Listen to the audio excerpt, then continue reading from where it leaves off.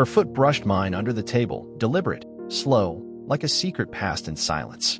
She didn't look at me, kept her eyes on her half-empty glass of Pinot, but the touch lingered. I felt it like a current, low and private. Her voice, when it came, was soft and steady. "You know this can't go anywhere, right?" The air between us tightened. I nodded. "I know." But neither of us moved. The moment stretched, warm and electric, balanced on a knife's edge. And somehow, that quiet restraint, that choosing not to move, felt more intimate than anything I'd ever known. I was 26 when I moved into the downstairs unit of the old triplex on Hawthorne Street, a crumbling Victorian carved into 3 oddly shaped apartments. It was January, and the Portland rain hadn't let up in days. Everything smelled like wet earth and rotting wood, and the radiator in my living room made this wheezing hiss every time it kicked on. I'd just gotten out of a long, numb relationship. For years of comfortable silence and separate screens. When it ended, it wasn't dramatic, just a quiet agreement over Thai takeout that neither of us wanted to try anymore. The triplex felt like starting over. I liked the solitude, the creaking floors, the peeling paint. It felt honest in a way my life hadn't for a while. I didn't meet her right away. For the first week, I only heard her muffled footsteps above me, the clink of dishes, jazz records floating down through the old vents. She lived in the middle unit. I knew her name from the mailbox, Margot B. Elegant, cursive handwriting. Black ink. It wasn't until the 3rd Sunday that I actually saw her. I was taking the trash out, hoodie soaked through, when the door above mine creaked open and she stepped out, umbrella in one hand, keys in the other. She paused when she saw me, not startled, just curious. Her face was partially shadowed under the umbrella, but I could see enough. A sharp jawline softened by age, rain-dark curls pinned back, and eyes that held a kind of patient knowing. "You must be the new tenant," she said. I straightened a little. "Yeah, Unit A." She smiled, small and unreadable. "Margot," she said, offering her hand. Her fingers were warm, dry. I held on a moment too long, or maybe she did. "You teach?" I asked, nodding at the canvas tote over her shoulder. Her smile widened, just a little. "I do. Community college. Literature." Then, after a beat, "You?" "Freelance designer. Mostly work from home." She nodded like that explained everything. Then she glanced at the sky. "Rain's finally letting up. You picked a strange month to move in." I laughed. Didn't have much choice. She didn't ask why. Just nodded again, then turned and walked down the steps, her boots clicking against the wetwood. It wasn't much. Barely a 5-minute interaction. But when I got back inside, I found myself lingering by the window, watching as she moved down the street. There was something about the way she walked, deliberate, balanced, that stayed with me longer than it should have. Over the next few weeks, I started noticing more. Her routines. She'd leave around 8:10 every morning, return just after 5. She always wore long coats, carried leather-bound notebooks. Some mornings, when I went to the mailbox, I'd catch a faint trace of her perfume, something warm, like cedar and vanilla. Once, I heard her laughing through the walls. Low, rich laughter. She wasn't alone that night. I could hear a man's voice, deep and affable. But when I saw her the next day, her smile seemed more guarded, her eyes shadowed. We started running into each other more. On the shared staircase, by the mailboxes, in the laundromat down the block. Our conversations were short, polite, but never cold. I started to look forward to them, the way she'd tilt her head when I spoke, the careful way she chose her words. One night, I brought up a book I'd seen her carrying, The Bell Jar. She arched an eyebrow and said, "You're either heartbroken or trying to impress me. Can it be both?" I asked. She didn't answer, just smiled slow and quiet, before stepping into her apartment and closing the door behind her. I stood there in the hallway, heart beating a little faster than it had in weeks. There was something about her, something I couldn't name yet. Not just her age or her beauty, though those things registered in the way a painting does, visually striking, but not the point. It was the way she saw me, or maybe the way I wanted to be seen by her. Either way, I was already slipping, and I don't think I wanted to stop. 2 weeks passed. Rain gave way to icy mornings, and I settled into a rhythm, quiet days at my desk, evenings with vinyl records and leftover stir-fry. Margot became part of the background hum of my new life, but not in a passive way. More like a scent you don't quite notice until it's gone. We never made plans to see each other.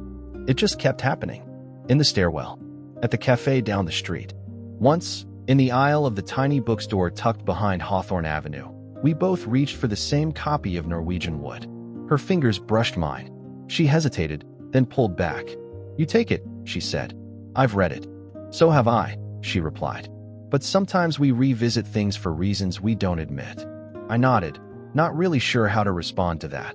But the weight of her words settled into me, warm and strange. We walked back in the same direction. She had no gloves, and the cold turned her knuckles pink. I offered her my spare pair. Cheap fleece, slightly too big for her, but she put them on without protest. "They smell like pencil shavings," she noted with a faint smile. "Childhood trauma," I said. "Spent half my life chewing them in school." She laughed, a real, rich laugh that caught me off guard. We stood outside her door for a second longer than necessary. She didn't invite me in. I didn't expect her to, but something about the pause between us felt charged, unsaid. Then came the dinner. It wasn't a date. Not officially. She had a stack of essays to grade, and I'd mentioned I make a half-decent lentil stew. Somehow, the offer became a plan. She came down around 7 with a bottle of wine and a paper folder filled with student work. She didn't dress up, just black jeans, a gray turtleneck, silver hair pulled into a low twist. Still, she looked more put together than anyone had a right to in my peeling apartment with its leaning bookshelf and chipped tile. We ate at my tiny kitchen table. I lit a candle I found in a drawer, vanilla and something vaguely woodsy. She noticed, said nothing, just gave me a look that made my pulse jump. We talked about books mostly. Her students. The things they wrote when they thought no one was really paying attention. She read me a line from one. "Some grief feels like pressing a bruise, just to check if it still hurts." Her voice dipped a little when she said it. "Not sad. Exactly, just quieter." "I used to write," she said after a pause. "What happened?" She sipped her wine, set the glass down carefully. "Life. Marriage. Disillusionment. Then teaching. That takes a lot out of your creative muscle." I wanted to ask about the marriage, but didn't. Something about the way her eyes dropped made it clear that was a line for another night. If ever. After dinner, we sat on the couch. I put on a jazz record, something soft, minimal. The wine worked its way through my system. Her legs were folded under her, one hand cupping her glass, the other resting loosely on the armrest between us. We didn't touch, but once, just once, when she reached for her drink, her fingers grazed my thigh. She didn't pull away. Neither did I. But the silence after that moment got heavier, like fog settling in. "I should go," she said, setting her glass down. I nodded, stood up too fast, knocking my knee into the table. She smiled gently. "Easy there." At the door, she turned back. "Thank you. For dinner." And the conversation. I nodded, hands in my pockets. "Anytime." Then, just as she opened the door, she glanced at me, eyes steady, unreadable. "Don't overthink it," she said softly. "That moment. The one you're about to replay in your head all night." And just like that, she was gone. But of course, I did replay it. Not just that moment, but all of them. The brush of her hand, the curve of her smile, the way she said my name when she thought I wasn't listening. And something shifted in me that night. Nothing had happened. Not really. But everything was different now. The next few days felt oddly suspended, like I was living between seconds. Everything looked the same, but it wasn't. I moved through my routines with quiet precision, but my mind kept drifting, circling around Margot like a satellite caught in her pull. I didn't see her Monday or Tuesday. On Wednesday morning, I heard footsteps above me and the sound of a chair scraping across hardwood. I stood under the ceiling like an idiot, waiting for another sound, something to remind me she was real and not just a dream woven out of rainy nights and candlelight. By Thursday, I told myself to let it go. People live their lives. Not every shared dinner is an invitation to more. But that night, I came home late from a client meeting, tired and damp from the misty drizzle that had settled over the city. I was fumbling for my keys when I saw her, sitting on the stoop outside her door, a wool shawl draped around her shoulders, a book open in her lap.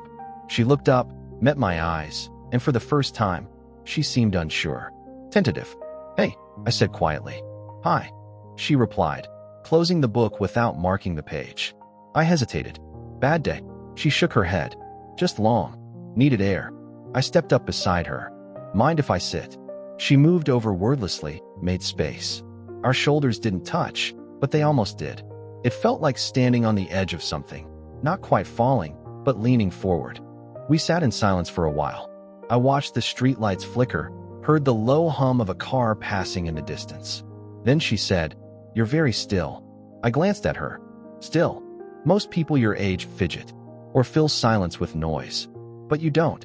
You let things breathe. I shrugged. Noise is easy. Silence is honest. She turned to me, one eyebrow arched. "You always talk like that." "Only when I'm trying to impress someone," I said before I could stop myself. Her smile was slow, but it reached her eyes. "I'm not an easy person," she said after a moment. "I carry things. Baggage.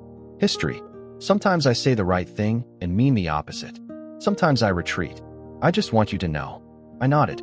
"I don't want easy." She looked at me then, really looked. Something passed across her face, unreadable and bare. The front porch light flicked on above us, motion sensor triggered by some invisible shift in the wind. She blinked, and just like that, the moment passed. "I should go in," she said, standing. I stood too. Of course. But before she turned, she reached out, slow, unsure, and touched my arm. Not a caress, not possession, just contact. "Good night," she said, and slipped inside without another word. That night, I didn't sleep. My mind buzzed, but not with fantasy. With the weight of real things, timing, restraint, the ache of wanting something you shouldn't want, but can't deny. The next Sunday, she knocked on my door. It was early. She wore a navy sweater, dark jeans, no makeup. Her hair was unbrushed and fell in waves down her shoulders. "I made too much tea," she said. Felt wrong to drink it alone. We sat at my kitchen table again. No candle this time. Just sunlight through the blinds, soft and cold. She didn't bring her folder. No essays to grade. Just two mismatched mugs and something quiet in her eyes. I told her about a freelance pitch I lost, how the client went with a bigger agency. I expected the usual polite encouragement, but she surprised me. "You're good," she said. "Not just talented. Intentional. That's rare." It hit harder than it should have. Not because of what she said, but because I believed it coming from her. After tea, we moved to the couch. This time, she sat closer. Not quite touching, but near enough that our knees brushed when we shifted.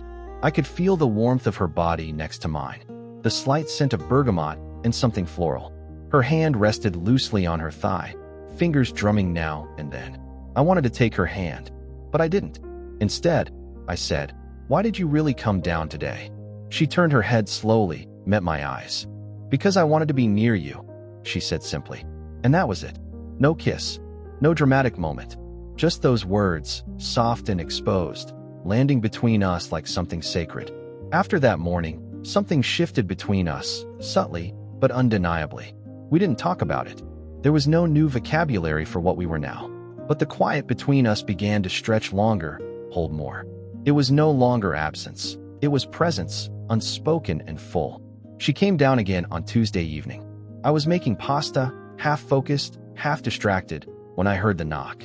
When I opened the door, she was there with a small jar of homemade tomato sauce in one hand and a loaf of sourdough wrapped in a kitchen towel. "Felt wrong to let you eat out of a jar," she said. She didn't wait for an invitation, just stepped inside and set the bread down. I opened the jar, the scent of basil and garlic blooming instantly in the steam. She wandered to the bookshelf as I cooked. "You have a lot of books on grief," she said quietly. I nodded. I used to think it made me sound deeper.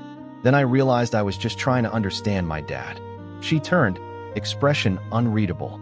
"Did he pass recently?" "When I was 20. Heart attack. Sudden." She didn't offer platitudes. Just listened. That, in itself, felt like a kind of touch. Later, as we ate, I noticed how she cradled her wine glass, both hands wrapped around it like it anchored her. She asked me about design, and I told her how clients often wanted sleek and minimal without understanding what those words actually meant. She laughed. "Sounds like dating in your 20s. The joke landed softer than it should have. "You speak like you're far removed from it," I said. "I am," she replied. "Or at least, I was." The air tightened again. We didn't name it. We never did. One night, we went for a walk. It was cold, clear, unusually quiet for a Thursday. The neighborhood was full of porch lights and sleeping dogs and the occasional glow of a TV behind curtains. She walked beside me, hands in her coat pockets. I offered her gloves, but she shook her head. "I like the cold," she said. "It reminds me I still feel things." We stopped near the park, where the old swing set creaked in the wind. No one around. Just us.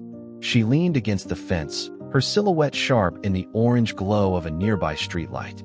I don't know what I'm doing, she said suddenly. I turned. With what? This. You. Me. Any of it. Her voice wasn't scared, just tired. Honest. I don't either, I said. But I know what it feels like when you're not here. She looked at me, and the silence stretched. This time, it felt heavier, like it might collapse under its own weight. Then she said, "Do you ever feel guilty?"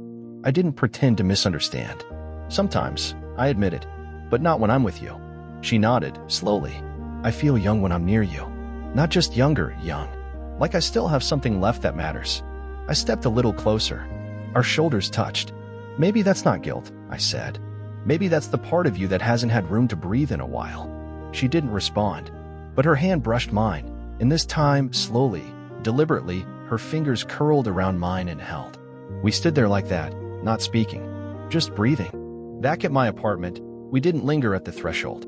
She came in, took off her coat, folded it neatly. We didn't kiss. Not that night, but she stayed. She sat beside me on the couch, and I turned off the TV. The room filled with stillness and the sound of rain tapping faintly against the windows. I stretched my legs. She tucked hers underneath her. I handed her a blanket, and she took it, then draped half of it over my side too, like it was the most natural thing in the world. Later, I watched her fall asleep beside me, soft breaths, lips slightly parted. I didn't touch her, just sat there, overwhelmed by the strangeness of feeling comfort and ache at the same time. It wasn't love, not yet, but it was something, and that something had weight. She started leaving small traces behind. A half-finished cup of tea on my kitchen counter, a folded scarf on the back of my chair, a copy of Mrs. Dalloway on the nightstand, not left behind accidentally, but placed deliberately, as if to say, I was here. I existed in your space. We never defined what was happening. We didn't need to.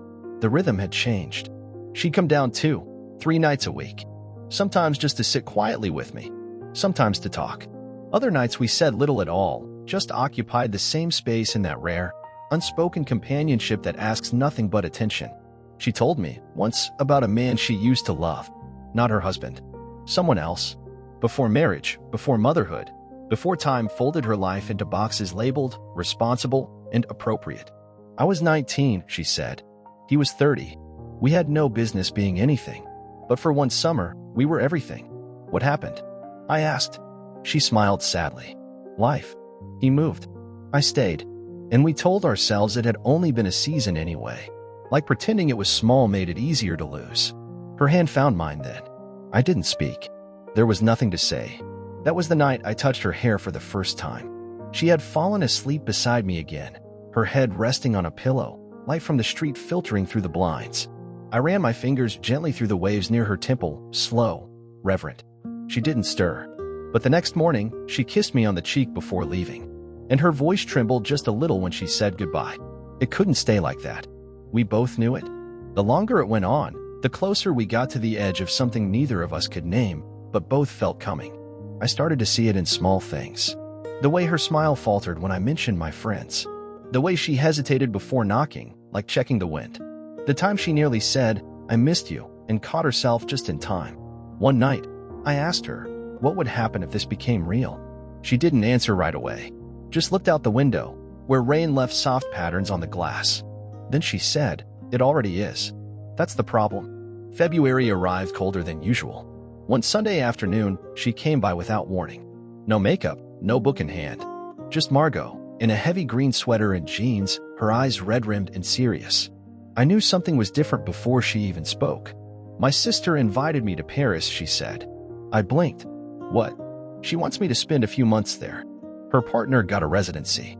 They have space. She's been asking for years, and I've always said no. But this time... She didn't finish the sentence. Are you going? I asked. She met my eyes. I think I have to. The words settled like dust. Slow. Quiet. Final. I nodded, though I didn't want to. When? March. I haven't booked a flight yet. We sat in silence. My throat felt tight.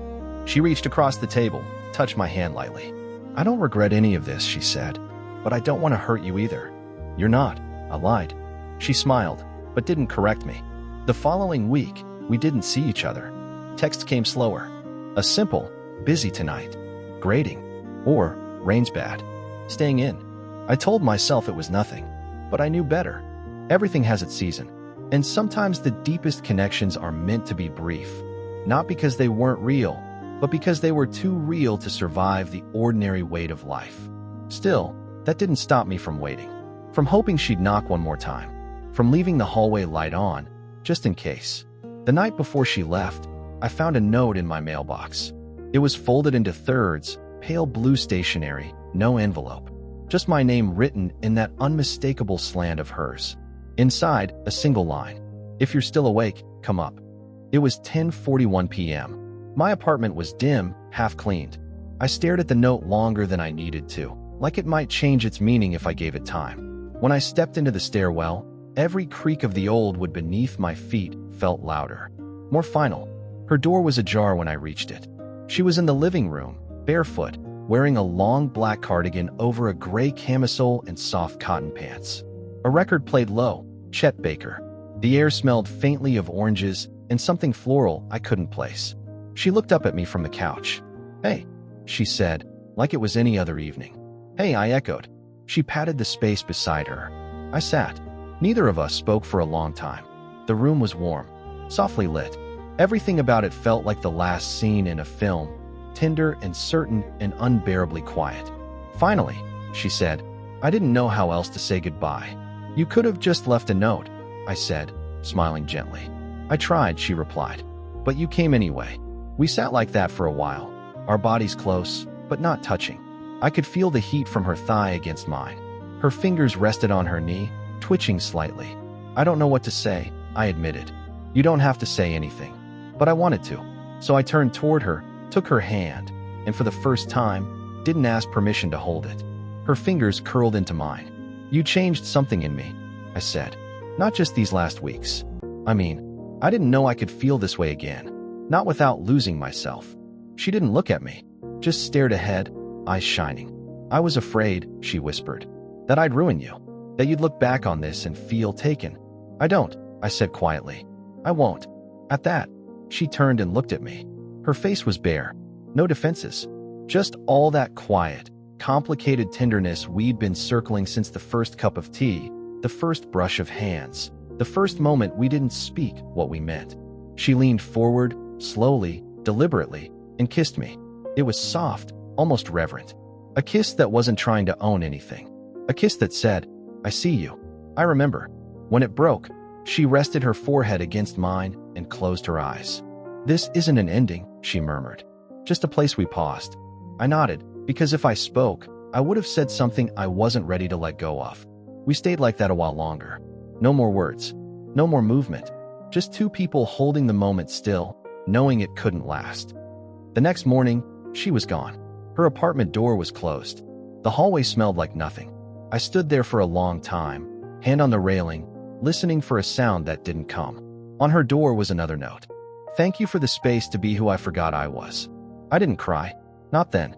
Instead, I walked back down to my apartment and sat at the table where we'd shared tea and books and too many silences. The sunlight fell in the same patterns. The city moved on, indifferent. But in that stillness, I understood something. Not everything meant to change you is meant to stay. Some people arrive like seasons. They bloom something in you. They show you a softer way of living. And then they leave. But the part of you they touched, that stays. Margot was never mine to keep. But she was mine for a moment. And that moment will always be enough.